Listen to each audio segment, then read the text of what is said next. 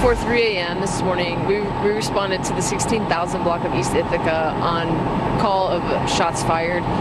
When officers arrived, they determined that there was a male inside who we believe is armed and dangerous.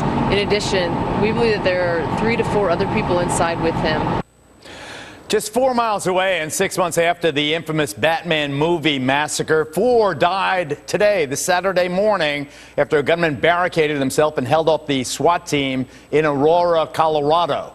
Meanwhile, the man charged in the July movie massacre in Aurora, Colorado, James Holmes, goes to court Monday for a preliminary hearing. And today's incident is sure to fuel the gun control debate that's been raging ever since the slaughter of innocents in Sandy Hook at the elementary school there less than a month ago. So here, ladies and gentlemen, is my proposal. I think it's in 2 parts. First of all, in terms of buying guns, I think all guns should be registered. They all have serial numbers. They all should be registered on a national database. Secondly, I think you need mandatory criminal and mental health background checks for all gun purchases. Isn't that a no-brainer? You need 2 references to adopt a cat at the ASPCA. Include gun shows in that mandatory criminal and mental health background checks for everyone who buys a gun, and mandatory reporting for all guns that are sold, destroyed, lost, or stolen. Part 2, and here are the restrictions. I think that the military assault-style rifles have to be banned. Silencers have to be banned. What do you need sound suppressors on weapons for? I think high-capacity magazines have to be banned. Why do I have an asterisk next to those? Because I think the sanctioned gun clubs, there should be an exception for them, and of course military and law enforcement related agencies also, obviously there should be an exception for them. Here to debate my proposals for gun control are Larry Pratt, you know, the fiery executive director of the Gun Owners of America. Larry, welcome back. And Dan Gross, the president of the Brady Campaign to Prevent Gun Violence. Okay, Larry, you first. Will you accept any restrictions on the sale of weapons, Larry?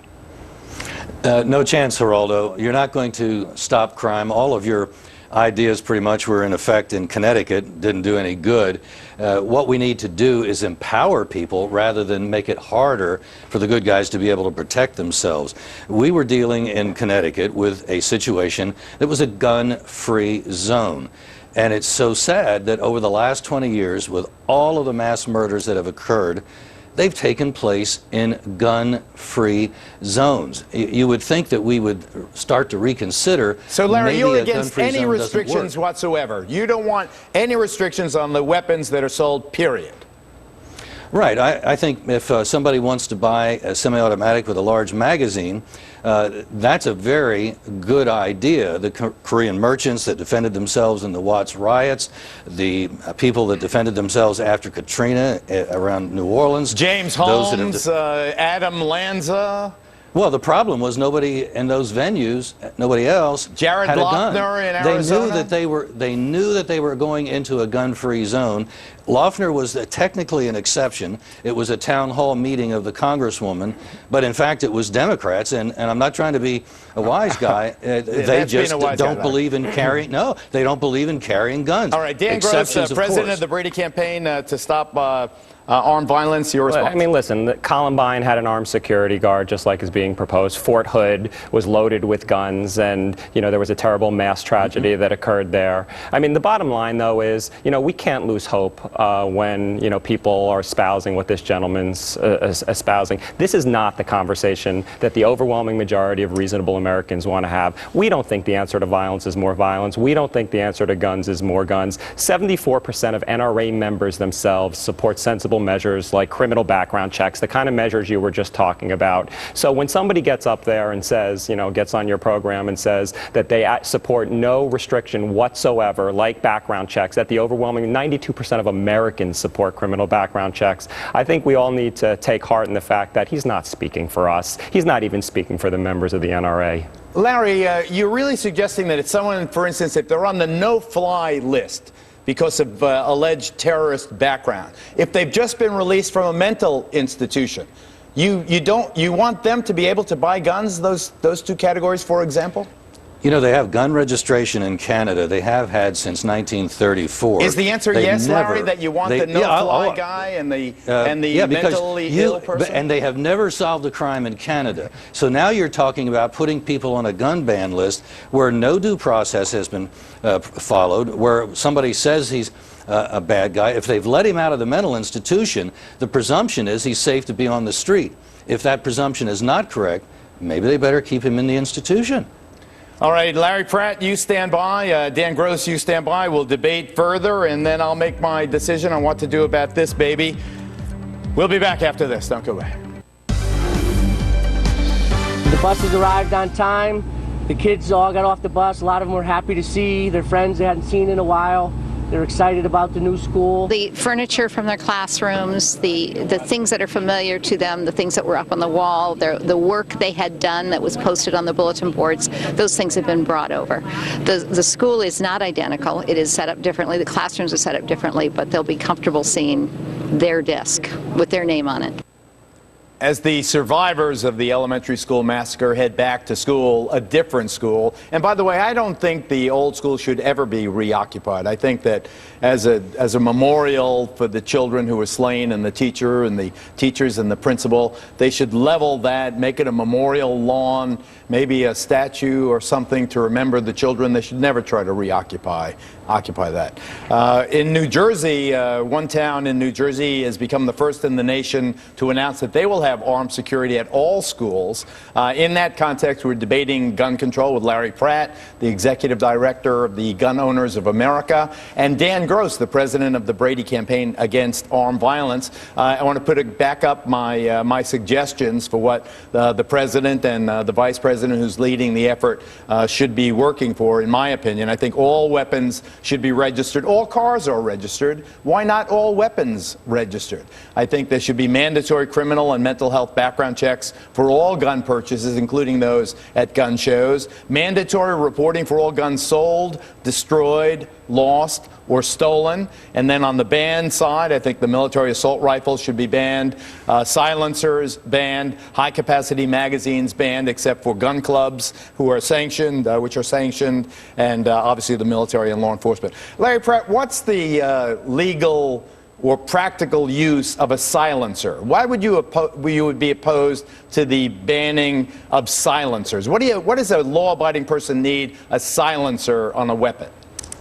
Well, in Norway, they're sold and people are encouraged to buy them so when they're hunting or target shooting, they're not going to disturb their neighbors. They don't think about firearms the way we do. They take them rather more as a tool, something that they're going to be using, and the silencer has a very practical utility. It's not looked at as the criminal's friend. Okay, hold it right there, Larry. What about silencers? Dan Gross. Yeah, I mean, you have to question anything that's just made for the purpose of aiding and abetting the taking of human life. And, you know, things like a pistol grip on a weapon that allows you to fire multiple rounds from down low, a barrel shroud that prevents a barrel from getting excessively hot so you can still grip it and spray fire into a crowd, a silencer.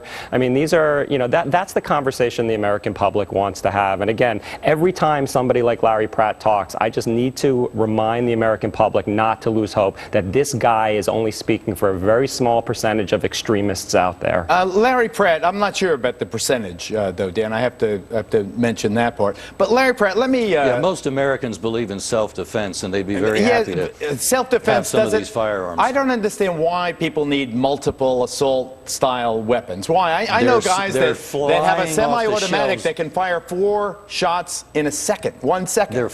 They're flying off the shelves. There are stores that you can't even find an AR-15. So the American people are voting with their dollars. And what are they afraid of, the American people, Larry?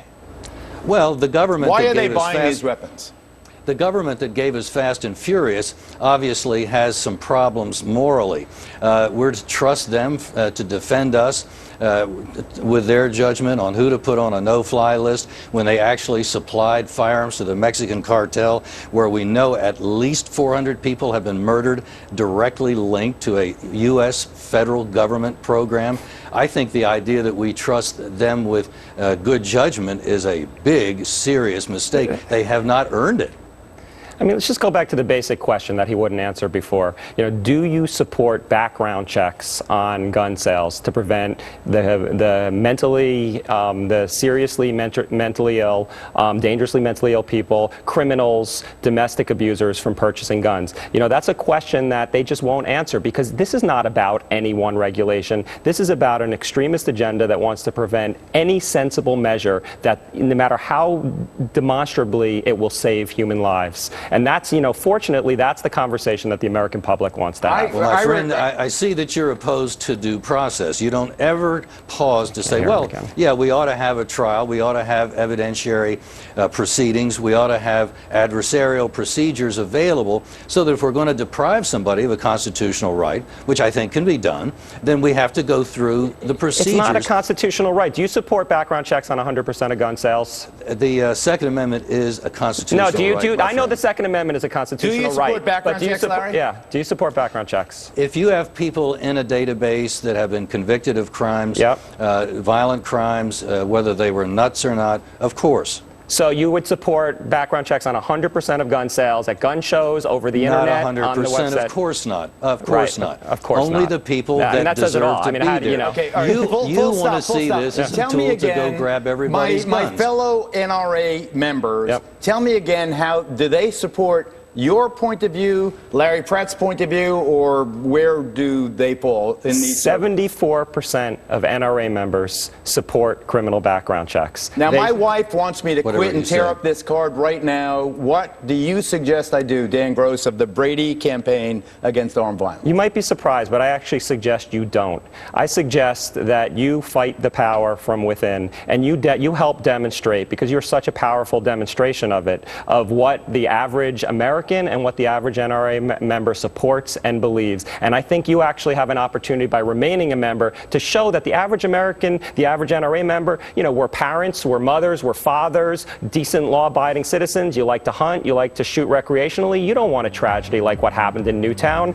Stay in the NRA. And if you want to Wayne LaPierre, I'm staying in, I'm paying my dues. You're going to have to deal with me and the 74% that Dan Gross says wants sensible gun control. Larry Pratt, thank you. Dan Gross, thanks for the advice. I hope you'll let your elected officials know you support sensible gun control. Thanks very much for watching.